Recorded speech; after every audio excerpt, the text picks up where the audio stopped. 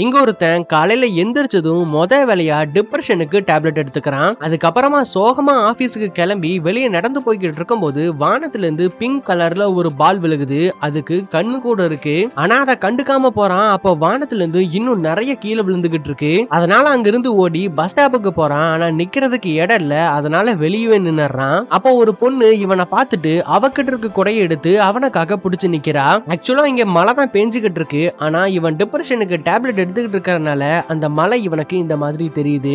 இப்ப ரெண்டு பேருமே கொடைக்குள்ள இருக்காங்க. அப்ப அந்த பொண்ணு கையை வெளியே நீட்டி மலைய ரசிக்க ஆரம்பிக்கிறா. அப்புறம் கொடைய அவங்கிட்ட கொடுத்துட்டு இப்ப மலையில நினைய ஆரம்பிக்கிறா. அந்த பொண்ணு மலையில சந்தோஷமா நினைறத பார்த்த இவன் கொடைய கீழே போட்டுட்டு இப்ப இவனுமே அந்த மலைய ரசிக்க ஆரம்பிக்கிறான். அந்த பொண்ணு இவனோட கையை பிடிச்சு இப்ப இவங்க ரெண்டு பேருமே மலையில டான்ஸ் ஆட ஆரம்பிச்சிடுறாங்க. ஆனா இதுல அவங்க போக வேண்டிய பஸ்ஸ மிஸ் பண்ணிடுறாங்க.